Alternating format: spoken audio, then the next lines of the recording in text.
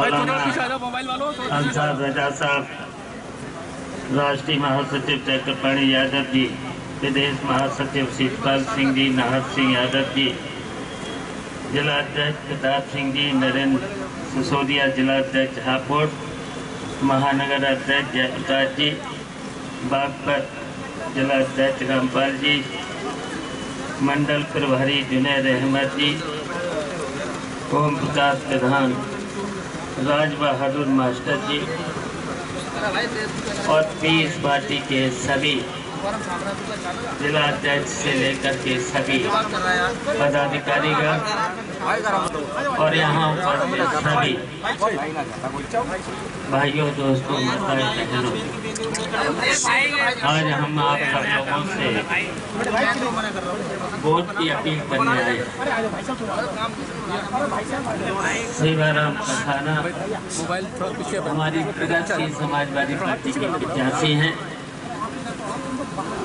इनको जिताना है और इसलिए जिताना है,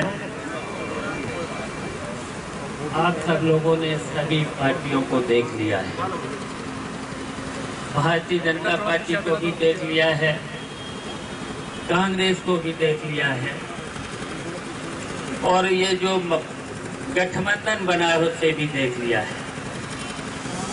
तो सभी पार्टियों को देख चुके हैं और इन पार्टियों से भी पूरे प्रदेश का जनता का विश्वास उठ चुका है और इसलिए उठ चुका है, भारतीय जनता पार्टी ने 2014 से पहले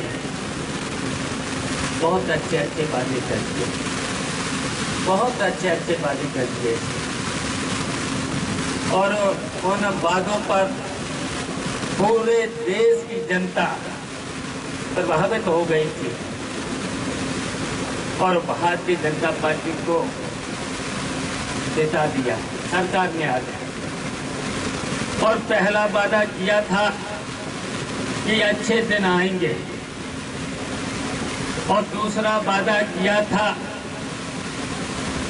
कि जो विदेशों में काला धन जमा है, और काला धन किसका जमा है?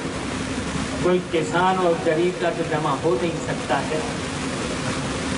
विदेशों में जमा या तो बहुत बड़े पूंजीपति हों या इस उत्तर प्रदेश के बड़े बड़े माफिया से लेकर के और बड़े से बड़े बेईमान अधिकारी, इन्हीं का तो पैसा जमा था और कहा गया था कि हम काला धन विदेश से लाएंगे और 15-15 लाख रुपए प्रत्येक के खाते में डाल देंगे और ये भी कहा था कि 100 दिन के अंदर भ्रष्टाचार खत्म कर देंगे और कहा था कि नौजवानों को 2-2 करोड़ नौजवानों को नौकरी दे देंगे, किसानों की आय हम दोगुनी कर देंगे। हम पूछना चाहते हैं कि इन 5 सालों में मोदी साहब ने एक भी वादा पूरा नहीं किया है, एक भी वादा पूरा नहीं किया है। और क्या क्या, और जो गठबंधन बना है, क्या मायावती जी पे भरोसा किया जा सकता है? टिकट में पैसा ले, टिकट में पैसा ले, क्या अखिलेश पे भरोसा किया जा सकता है? इसने नेताजी को ही धोखा दिया, अपने बाप के नहीं हुए। और किसकी वजह से थे अखिलेश मुख्यमंत्री? किसकी वजह से बने? नेताजी की वजह से। और हम भी साथ थे, हमने भी काम किया है नेताजी के साथ कम से कम 40 साल। 40 साल मैं क्या समाजवादी पार्टी से अलग होना चाहते थे? हम कभी पार्टी से अलग नहीं होना चाहते थे। हमारे साथ जो हुआ है वो तो आप सब लोगों को पता है, उस पर हम कोई बात नहीं करेंगे। और हम इतना आपसे कहना चाहते हैं, हम बहुत लंबा चौड़ी बात नहीं करेंगे, बहुत लंबी। मौलाना साहब ने, अंसार रजा साहब ने बहुत कुछ आपके सामने बात रख दी, देश की बात रख दी। जो यहाँ से प्रत्याशी हैं भारतीय जनता पार्टी के विदेश मंत्री भी रहे, विदेश राज्य मंत्री भी रहे। मैं पूछना चाहता हूँ उनसे 5 साल में क्या लाए हैं, देश के लिए 5 साल में क्या लाए हैं। मोदी साहब से भी मैं पूछना चाहता हूँ इस देश के लिए क्या लाए हैं। 5 साल में ऐसे ऐसे कानून बना दिए हैं, ऐसे ऐसे निर्णय बनाए हैं जिसकी वजह से पूरे देश की जनता आज दुखी है। नोटबंदी, क्या नोटबंदी को किसी को फायदा हुआ है? नोटबंदी से केवल भारतीय जनता पार्टी के कुछ लोगों को, कुछ ही अब समझ रहे हो, समझदार हैं यहाँ सब लोग, पढ़े लिखे लोग हैं, नहीं तो पता लगा लेना, आप पर छोड़ रहा हूं, पता लगा लेना। नोटबंदी से फायदा हुआ है कुछ भारतीय जनता पार्टी के कुछ लोगों को, और फायदा हुआ है बैंक के कर्मचारियों जो 2 साल तक नोट बदले गए, और नोटबंदी से केवल इस देश के 10 पूंजीपतियों को फायदा हुआ है। किसान को क्या मिला है, दुकानदारों को क्या मिला है, व्यापारियों को क्या मिला है? पूरा का पूरा रोजगार। और मोदी साहब को देखना चाहिए था, विदेश तो बहुत घूम रहे हैं, लेकिन मोदी साहब को देखना चाहिए था जिस देश में इस तरीके की नोटबंदी हुई है उस देश की अर्थव्यवस्था चौपट हुई, देखना चाहिए था। लेकिन मोदी साहब ने नोटबंदी और नोटबंदी के बाद जीएसटी, और जीएसटी में कहा था, आपको याद होगा, कहा था कि एक टैक्स लगेगा।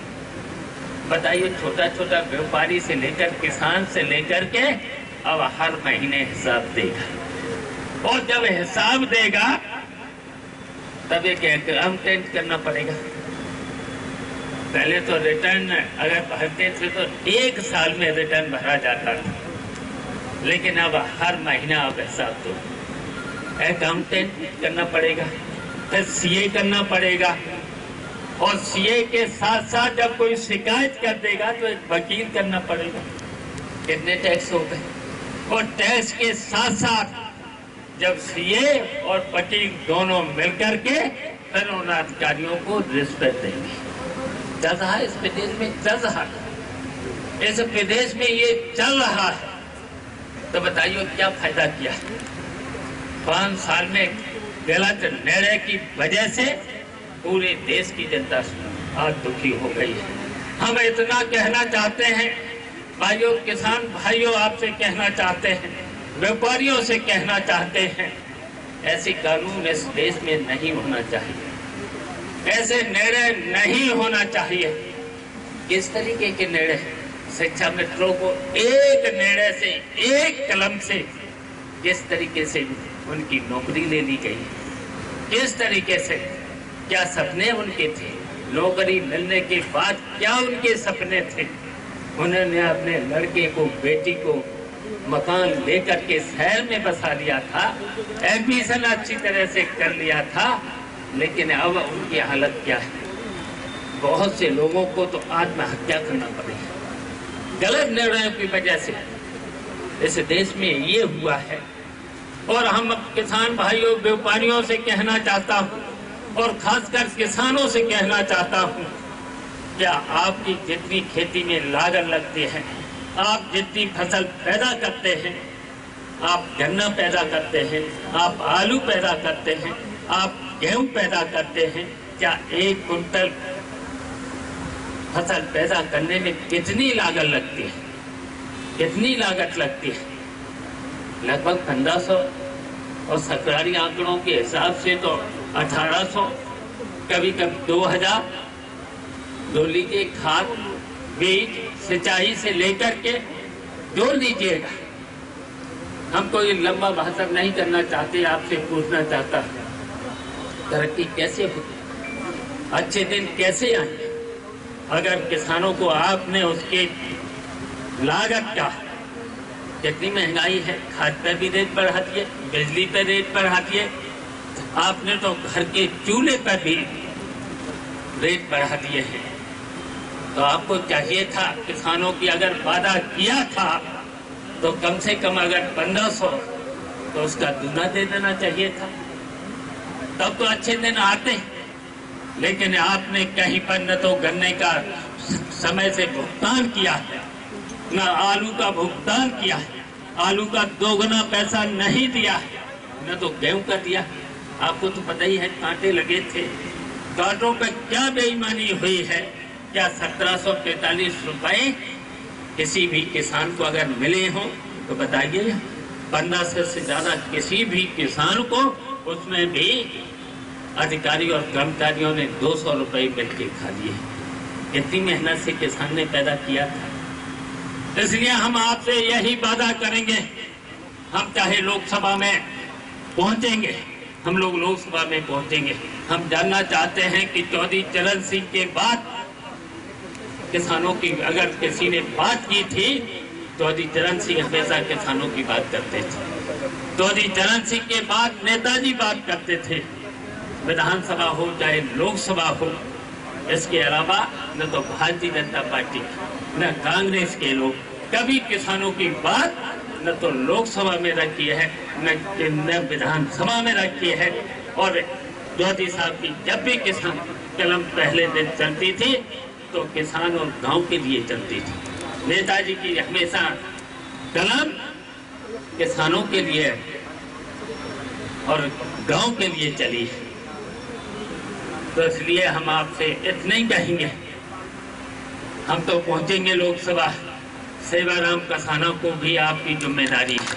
हम पूछना चाहते हैं, आप सब लोगों से पूछना चाहते हैं, क्या सेवाराम कसाना को लोकसभा में भेजेंगे? आपके बीच में वादा करते हैं, हम वादा करते हैं, जब हम लोकसभा में पहुंचेंगे तो निश्चित आपकी बात को रखेंगे, किसानों की आय को दोगुना करेंगे और व्यापारियों से लेकर के सभी को हम ऐसे कानून, जीएसटी जैसे कानूनों को खत्म करने का काम करेंगे।